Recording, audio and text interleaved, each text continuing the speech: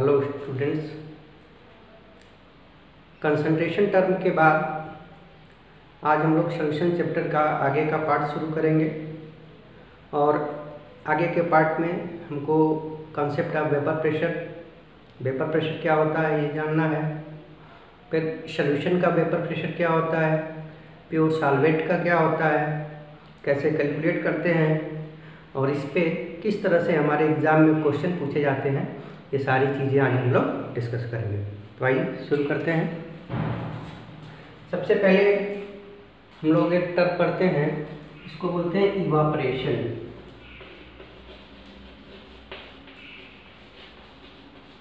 Evaporation इस term से आप लोग सभी लोग भली बात परिचित हो गए। क्लास 9 से ही ये टर्म पढ़ा जाता है कि इवापोरेशन क्या होता है। इवापोरेशन क्या होता है, सपोज करिए कि हमने एक कंटेनर में कुछ वाटर ले लिया, तो ये वाटर के मॉलिक्यूल है, वाटर यहाँ तक बढ़ रहा है तो ये सरफेस के मॉलिक्यूल हो जाएंगे। और आपको पता है कि ये जो सरफेस के मॉलिक्यूल होते हैं, इन सरफेस के मॉलिक्यूल की काइनेटिक एनर्जी हाई होगी और इनके बीच में लगने वाला फोर्स ऑफ अट्रैक्शन लो होगा। और ये जो इंटीरियर में मॉलिक्यूल है, बल्क में मॉलिक्यूल हैं, इन मॉलिक्यूल की काइनेटिक एनर्जी लो होती है और फोर्स ऑफ अट्रैक्शन हाई होता है। ठीक, अब जैसे ही इन सरफेस के मॉलिक्यूल को एटमॉस्फेयर से कुछ एनर्जी मिलेगी तो ये अपने आप लिक्विड फेज से यहाँ पे वेपर फेज में आ जाएंगे और डिफ्यूजन के थ्रू ये इन्वायरमेंट में एस्केप कर जाएंगे। तो इसी प्रोसेस को, जिसमें किसी लिक्विड के सरफेस मॉलिक्यूल लिक्विड फॉर्म से वेपर फॉर्म में अपने आप जाते हैं, हमें कुछ करने की ज़रूरत नहीं पड़ती है, इसी प्रोसेस को बोलते हैं इवापोरेशन। तो हमें डिफिनेशन लिखना है, हम क्या लिख सकते हैं, spontaneous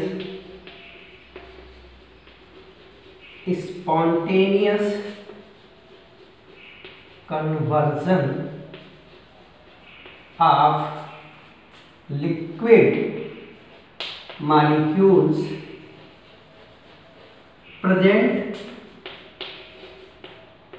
at surface into vapor is known as evaporation। ठीक, तो ये इवापोरेशन हो गया। अब इस इवापोरेशन में हमको दो चीज़ें ध्यान रखनी है कि इसके लिए किसी एक स्पेसिफिक टेम्परेचर की ज़रूरत नहीं पड़ती है, ये किसी भी टेम्परेचर पे हो सकता है। तो अगर एट एनी टेम्परेचर।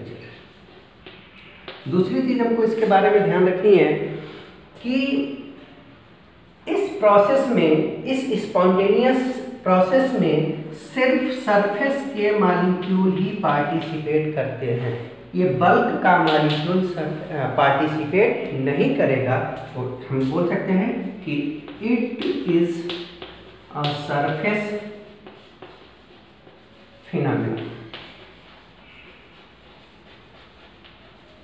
ये एक सरफेस फिनोमेना है। ठीक है, अब नेक्स्ट बात हम लोग करते हैं कि रेट ऑफ इवापोरेशन किन चीज़ों पे डिपेंड करेगा। तो फैक्टर अफेक्टिंग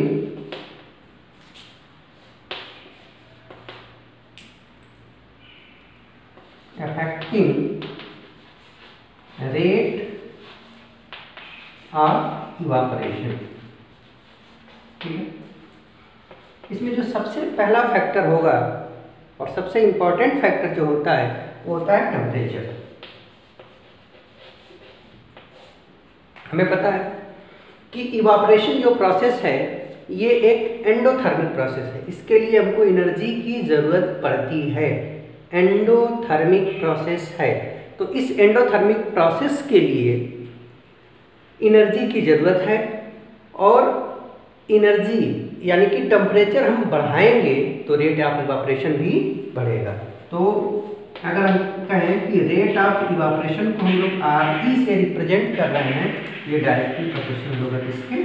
टेम्परेचर के। जैसे जैसे आप टेम्परेचर बढ़ाएंगे रेट ऑफ इवापोरेशन भी बढ़ता जाएगा। सेकेंड है नेचर ऑफ लिक्विड। ये जो लिक्विड लिया गया है इसका नेचर कैसा है? तो नेचर के लिए जैसे कोई भी लिक्विड मॉलिक्यूल है, ये लिक्विड के मॉलिक्यूल है, तो इन लिक्विड के मॉलिक्यूल के बीच में हम यहाँ बना लें, जैसे मान लीजिए दो लिक्विड के मॉलिक्यूल हैं, तो इनके बीच में एक फोर्स ऑफ अट्रैक्शन होता है, और इस फोर्स ऑफ अट्रैक्शन को हम बोलते हैं intermolecular force of attraction. Intermolecular force of attraction. और जो एनर्जी बाहर से दिया जाता है वो यही इंटरमॉलिक्यूलर फोर्स ऑफ अट्रैक्शन को तोड़ के और फिर ये आ जाता है किसमें? वेपर फेज में। ठीक है, तो इंटरमॉलिक्यूलर फोर्स ऑफ अट्रैक्शन जितना ज्यादा होगा इस लिक्विड मॉलिक्यूल की वेपर में जाने की टेंडेंसी उतनी कम होगी, और टेंडेंसी कम होगी तो रेट ऑफ इवापोरेशन भी कम होगा। यानी कि नेचर ऑफ लिक्विड जो रेट ऑफ इवापोरेशन है ये इनवर्सली प्रोपोर्शनल है intermolecular force of attraction. Intermolecular force of attraction, intermolecular force of attraction जितना ज़्यादा होगा रेट ऑफ इवापोरेशन उतना कम होगा। जैसे एग्जांपल के लिए कि हम बात करें वाटर की और बात करें ईथर की, तो वाटर में जो इंटरमॉलिक्यूलर फोर्स ऑफ अट्रैक्शन होता है वो होता है हाइड्रोजन बॉन्डिंग, और ईथर में जो इंटरमॉलिक्यूलर फोर्स ऑफ अट्रैक्शन होता है वो होता है वांडर वाल फोर्स। और आपको ये पता है इसको लैंडन फोर्स भी बोलते हैं। आपको ये पता है कि हाइड्रोजन बॉन्डिंग ज़्यादा स्ट्रांग होता है वांडर वाल या लैंडन फोर्स से, तो इस वजह से जो वाटर मॉलिक्यूल के बीच में इंटरमॉलिक्यूलर फोर्स ऑफ अट्रैक्शन होगा वो स्ट्रांग होगा, और स्ट्रांग होगा तो वाटर की वेपर में कन्वर्ट होने की टेंडेंसी रिलेटिवली ईथर से कम होगी। क्लियर? अब तीसरा फैक्टर जो है वो होता है सरफेस एरिया।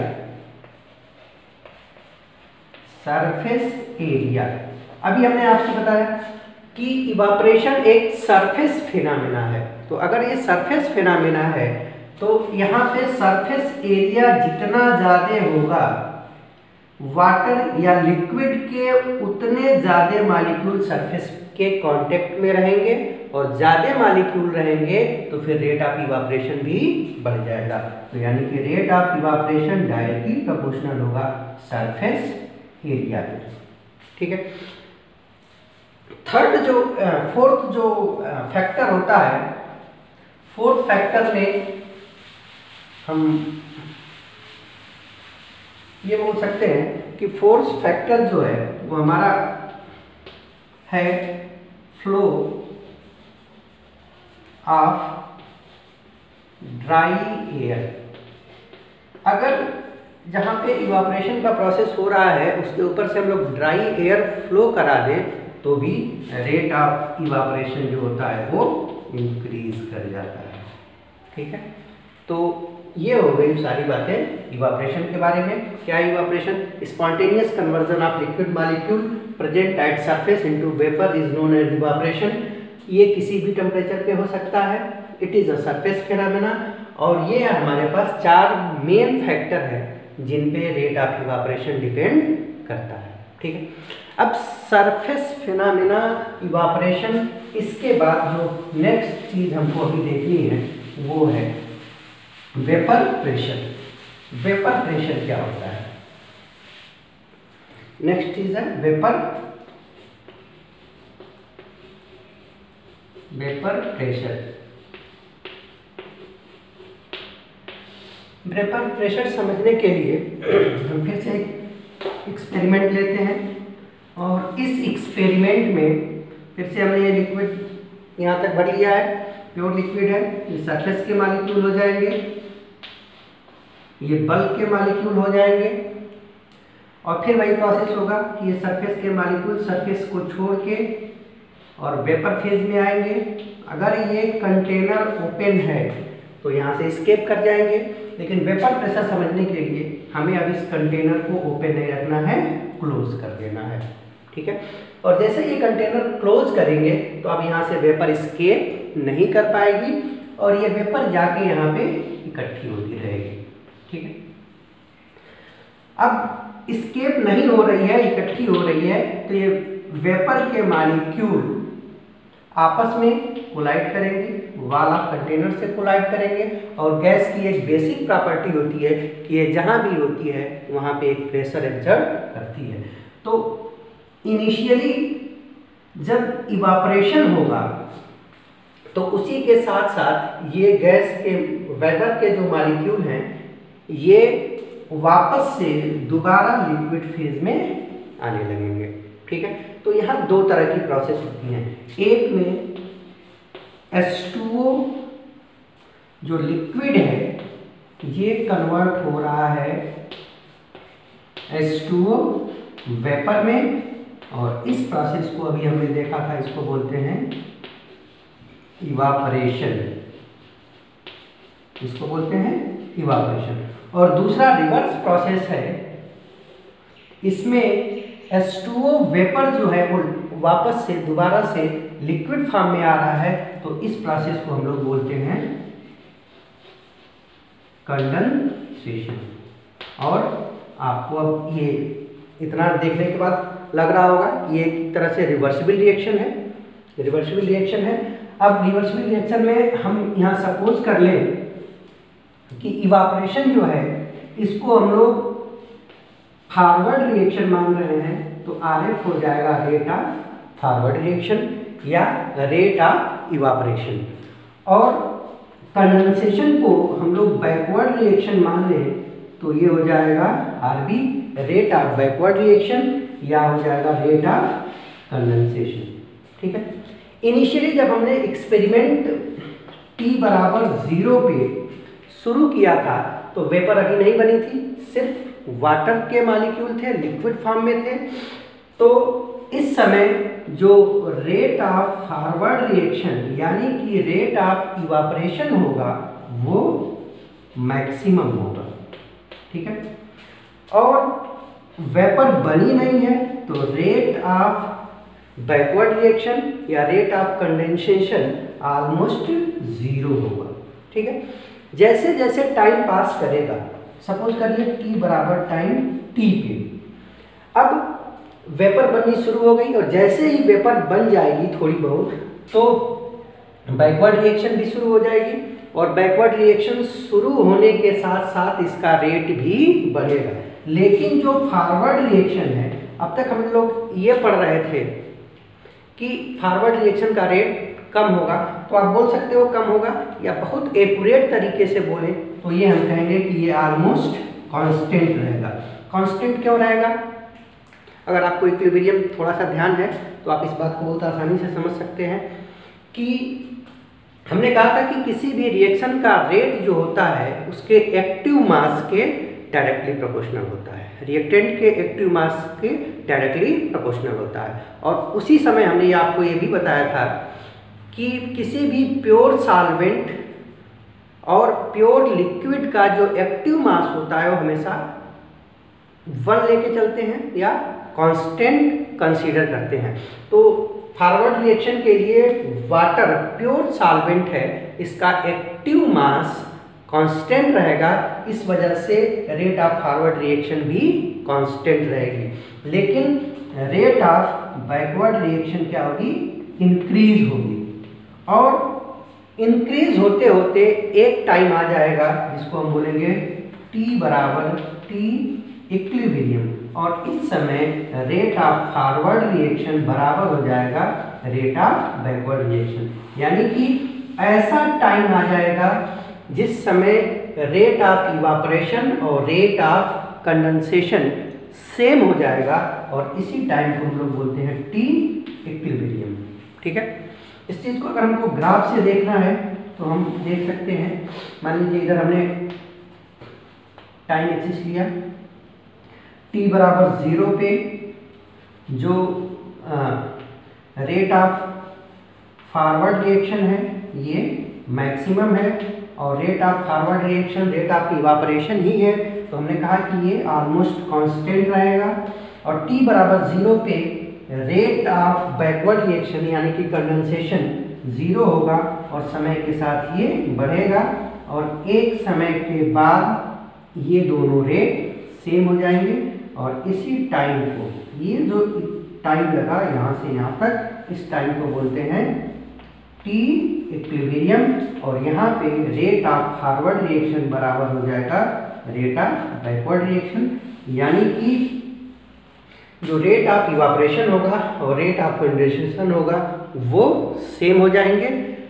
और अब यहाँ पे जितनी वेपर बननी थी, मैक्सिमम वेपर जितनी बननी थी वो बन चुकी है। इक्विलिब्रियम एस्टेब्लिश होने के बाद अब यहाँ पे कोई एक्स्ट्रा वेपर नहीं बनेगी। ऐसा नहीं है कि प्रोसेस रुक जाएगा, प्रोसेस तो कंटिन्यू ही रहेगा। होगा क्या कि जिस रेट से इवापोरेट करेगा लिक्विड उसी रेट से ये कंडेंस भी हो जाएगा। तो अब यहाँ पे जो कंसंट्रेशन या अमाउंट वेपर का होगा वो नहीं बढ़ेगा। जिस भी टेम्परेचर पे आप करा रहे हैं उस पर्टिकुलर टेम्परेचर पे मैक्सिमम जितनी वेपर बननी थी वो बन गई। ठीक है, अब बेसिक बात, ये वेपर गैस के मॉलिक्यूल होते हैं और गैस इस समय इस लिक्विड के सरफेस पे एक प्रेशर लगाएगा और यही प्रेशर कहलाता है वेपर प्रेशर। क्लियर? तो वेपर प्रेशर हम लोग कैसे डिफाइन करेंगे? Maximum pressure exerted by vapor molecule on the surface of liquid in the condition of equilibrium state। Equilibrium state में ये वेपर मॉलिक्यूल अपने लिक्विड के सरफेस पे जितना प्रेशर लगा रहा है that maximum amount of pressure is known as vapour pressure. ठीक है, अब ये तो बात हो गई वेपर प्रेशर की, और हमने ये भी देखा कि एक रिवर्सिबल रिएक्शन है। तो आपको पता है कोई भी रिवर्सिबल प्रोसेस होता है, what ever it is chemical process या कोई फिजिकल प्रोसेस, उस पर हम लोग लॉ ऑफ मास एक्शन लगा सकते हैं। तो अगर इस रिएक्शन पे हम लोग लॉ ऑफ मास एक्शन लगाएं तो T बराबर T इक्विलिब्रियम पे अगर लॉ ऑफ मास एक्शन लगाएंगे तो इसके लिए हम लोग Kp की वैल्यू कैलकुलेट कर सकते हैं। और Kp क्या होता है? Equilibrium constant with respect to partial pressure. अब इस एक्सप्रेशन को लिखने में हमने आपको बताया था कि राइट हैंड साइड में ऊपर की तरफ हम लोग हमेशा रिएक्टेंट कंसीडर करते हैं और नीचे ऊपर की तरफ प्रोडक्ट और नीचे की तरफ रिएक्टेंट को कंसीडर करते हैं। ठीक है, अब यहाँ पे हमको इन टर्म्स ऑफ P यानी कि पार्शियल प्रेशर रखना है, तो प्योर लिक्विड का पार्शियल प्रेशर नहीं होता है और यहाँ पे सिर्फ वेपर का ही पार्शियल प्रेशर कंसीडर किया जाएगा। तो P stand for partial pressure, और किसके लिए? H2O vapour. ये हो गया हमारा इक्विलिब्रियम के कंडीशन में जो Kp की वैल्यू होगी वो P partial pressure of H2O vapour होगा, और यही H2O वेपर पार्शियल प्रेशर को हम लोग बोलते हैं वेपर प्रेशर। ठीक है, तो यहाँ से एक बात समझ में आई कि हमने आपको मेन क्लास में बताया था कि जितने भी इक्विलिब्रियम कांस्टेंट होते हैं इनकी वैल्यू सिर्फ और सिर्फ टेम्परेचर डिपेंडेंट होती है। टेम्परेचर के अलावा किसी पर्टिकुलर रिएक्शन के लिए इसकी वैल्यू क्या होती है? कांस्टेंट होती है। तो यहाँ पे भी इस बात से समझ में आ गया कि किसी भी लिक्विड का जो वेपर प्रेशर होगा वो कांस्टेंट होगा, सिर्फ और सिर्फ टेम्परेचर पे डिपेंड करेगा। ये वेपर प्रेशर किसी दिए गए फॉर अ गिवन लिक्विड इसकी वैल्यू क्या होगी? कांस्टेंट होगी, ये चेंज नहीं होगी। नाउ अब इसके बाद हम लोग ये बात करते हैं कि कौन कौन से फैक्टर हैं जिसपे ये वेपर प्रेशर डिपेंड करेगा। Factor affecting vapour pressure. तो अभी हमने आपसे कहा कि एक मेन जो फैक्टर है वो तो होगा टेम्परेचर, क्योंकि जितने भी इक्विलिब्रियम कांस्टेंट होते हैं वो टेम्परेचर डिपेंडेंट होते हैं। अब टेम्परेचर के साथ कैसे डिपेंड करता है, टेम्परेचर बढ़ाएंगे तो वेपर प्रेशर बढ़ेगा या घटेगा। ये चीज़ जानने के लिए हमने आपको बताया था कि डिपेंड करता है नेचर ऑफ रिएक्शन, एक्सोथर्मिक है कि एंडोथर्मिक है। अब इवापोरेशन की जो रिएक्शन होती है इसमें हमको एनर्जी देनी पड़ती है, ये एंडोथर्मिक रिएक्शन है। और जितनी भी एंडोथर्मिक रिएक्शन होती हैं उनमें अगर आप टेम्परेचर को इंक्रीज करोगे तो इक्विलिब्रियम कांस्टेंट जो कि यहाँ पे वेपर प्रेशर है वो भी क्या होगा, इंक्रीज होगा। मतलब अगर आपने टेम्परेचर इंक्रीज किया तो एक पर्टिकुलर लिक्विड का जो वेपर प्रेशर होगा वो भी इंक्रीज कर जाएगा। दूसरा होता है nature of liquid. Nature of liquid, ये वेपर प्रेशर किस वजह से है, जो वेपर बन रही है उसका प्रेशर जो लिक्विड के सरफेस पे एग्जर्ट हो रहा है, तो ऑब्वियस सी बात है जितना ज़्यादा वेपर बनेगा वेपर प्रेशर भी उतना ज़्यादा होगा। तो अभी हमने देखा था कि जो रेट ऑफ इवापोरेशन होता है ये डायरेक्टली प्रोपोर्शनल होता है 1 इंटरमॉलिक्यूलर फोर्स ऑफ अट्रैक्शन। तो जिस मॉलिक्यूल में इंटरमॉलिक्यूलर फोर्स ऑफ अट्रैक्शन होगा उसका रेट ऑफ इवापोरेशन भी कम होगा, और रेट ऑफ इवापोरेशन कम होगा तो उसका वेपर प्रेशर भी कम होगा। यानी कि ऐसे लिक्विड जो आसानी से वेपराइज हो जाएंगे उनका वेपर प्रेशर भी ज़्यादा होगा। ठीक है, अब इसके बाद हम लोग बात करते हैं कि कौन कौन सी चीज़ें हैं, कौन कौन से फैक्टर हैं जिस पे वेपर प्रेशर डिपेंड नहीं करेगा। अभी तो हमने देखा कि किन किन चीज़ों पे डिपेंड करेगा, अब देखते हैं कि कौन कौन सी चीज़ हैं जिस पे डिपेंड नहीं करेगा। तो इसके लिए सिंपल सा एक आपको तरीका याद रखना है कि ये इक्विलिब्रियम कांस्टेंट है, और इक्विलिब्रियम कांस्टेंट किसी भी पर्टिकुलर रिएक्शन के लिए उसकी वैल्यू सिर्फ और सिर्फ टेम्परेचर पे। तो ध्यान रखना है कि टेम्परेचर के अलावा जो भी चीज़ें आपसे कही जाएंगी आप सीधे सीधे कहेंगे कि नहीं करेगा नहीं करेगा, बट हम लोग पॉइंट देख लेते हैं। पहला होता है वॉल्यूम ऑफ लिक्विड, लिक्विड के वॉल्यूम पे। सपोज करिए कि हमारे पास ये दो बर्तन हैं, दो वेसल लिए, इसमें हमने 10 लीटर H2O रख दिया और इसमें 10 ml H2O रख दिया। इसका वेपर प्रेशर है P1, इसका वेपर प्रेशर है P2। तो आपसे क्वेश्चन पूछा जाएगा कि इन दोनों में क्या रिलेशन है। ऑप्शन रहेगा P1 is greater than P2, second रहेगा P1 is less than P2, third हो सकता है P1 is equal to P2, या फोर्थ एक और कोई ऑप्शन बना देंगे एग्जाम में।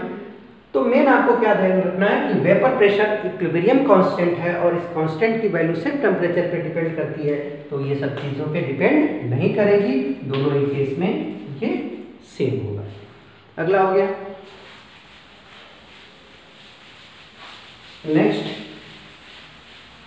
नेक्स्ट फैक्टर हम ले लें size, shape and size of vessel. जो भी वेसल हमने ली है उसका शेप और साइज क्या है। तो शेप और साइज फिर वही चीज, बिल्कुल हमारा कॉन्सेप्ट क्लियर है। वेपर प्रेशर इक्विलिब्रियम कांस्टेंट है, टेम्परेचर के अलावा किसी चीज पे डिपेंड नहीं करेगा। तो ये भी, अब इसमें लिक्विड रखा है और इसमें लिक्विड रखा है, दोनों ही केस में अगर ये P1 है ये P2 है तो P1 बराबर P2 होगा। ठीक, तीसरा थर्ड क्या है, volume of container. Volume of container, जैसे कॉन्सेप्ट सही है बिल्कुल। यहाँ पे दोनों कंटेनर के वॉल्यूम अलग अलग है, यहाँ पे लिक्विड रख दिया, यहाँ पे लिक्विड रख दिया, इसका वेपर प्रेशर P1 है, इसका वेपर प्रेशर P2 है।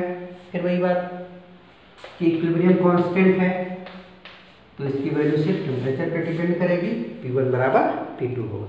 तो इन सारी चीज़ों पे वेपर प्रेशर डिपेंड नहीं करेगा, ठीक है। अब ये तो हमने बात करी प्योर सॉल्वेंट का वेपर प्रेशर। अब थोड़ा सा आगे बढ़ते हैं और बात करते हैं vapour pressure of solution. Vapour pressure of solution,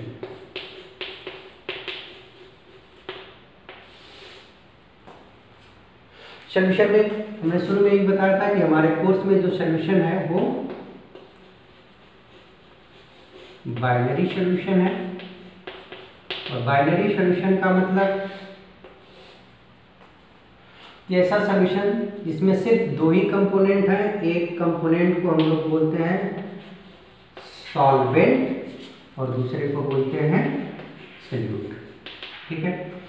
अब जब वेपर प्रेशर की बात करेंगे तो सॉल्वेंट यहाँ पे हम लोग हमेशा लेके चलेंगे लिक्विड, ठीक है। और सॉल्यूट कुछ भी हो सकता है, ये सॉलिड भी हो सकता है, ये लिक्विड भी हो सकता है और ये गैस भी हो सकता है।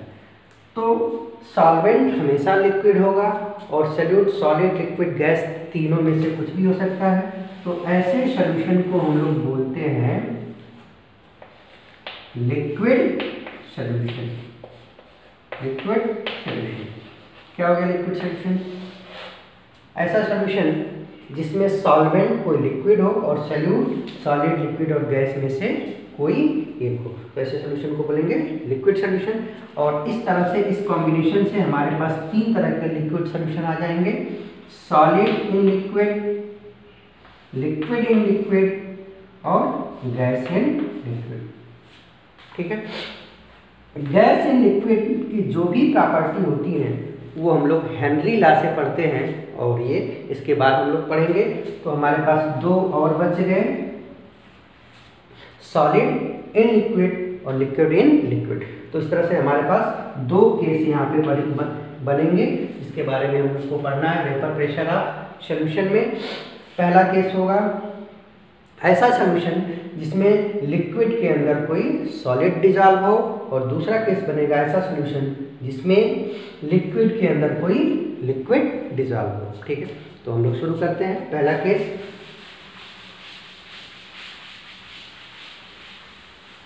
वेपर प्रेशर ऑफ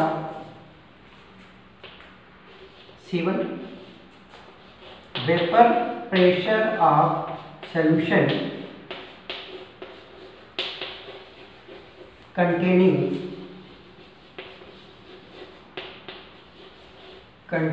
solid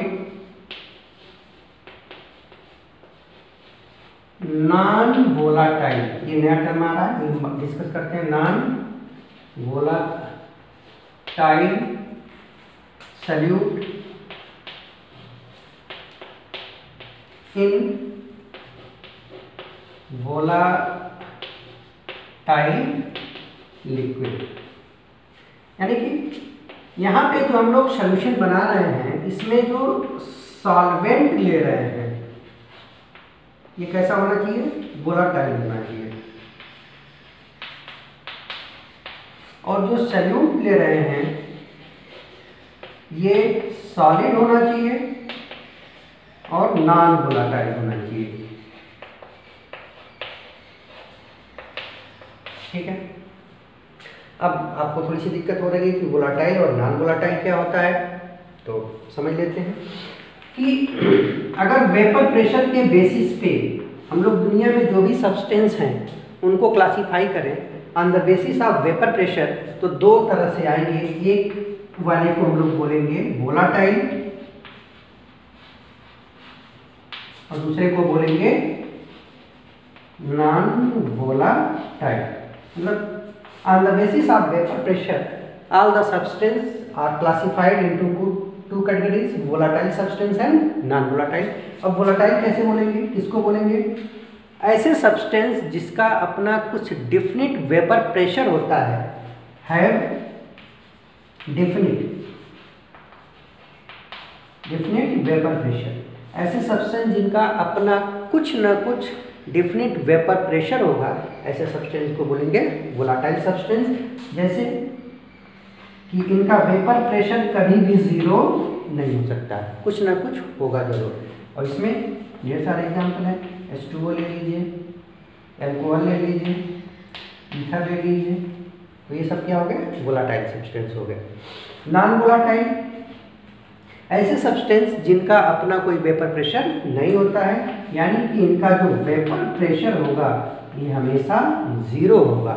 और जनरली हम लोग जो भी सॉलिड सब्सटेंस हैं उनको नॉन वोलाटाइल के जैसे ट्रीट करते हैं, जो सॉलिड सब्सटेंस है। और इसमें मेनली आपको 3 याद रखना है। पहला है ग्लूकोज, दूसरा है सुक्रोज और थर्ड वन इज यूरिया। ये 3 नॉन वोलाटाइल, इस पे ही हमसे ज़्यादा क्वेश्चन पूछे जाते हैं और आपको क्वेश्चन में ये नहीं बताया जाएगा कि ग्लूकोज, सुक्रोज और यूरिया वोलाटाइल है या नहीं है। तो आपको ध्यान रखना है ये नॉन वोलाटाइल सब्सटेंस होते हैं, ठीक है। तो on the basis of vapour pressure substance are classified into 2 category, volatile and non volatile. Volatile किसको बोलेंगे? Which have definite vapour pressure, इनका वेपर प्रेशर कभी भी जीरो नहीं हो सकता। और दूसरा नॉन वोलाटाइल, जिनका वेपर प्रेशर जीरो होता है, जनरली सॉलिड होते हैं, ग्लूकोज, सुक्रोज एंड यूरिया, ठीक है। तो अब आ जाते हैं हम अपने केस पे।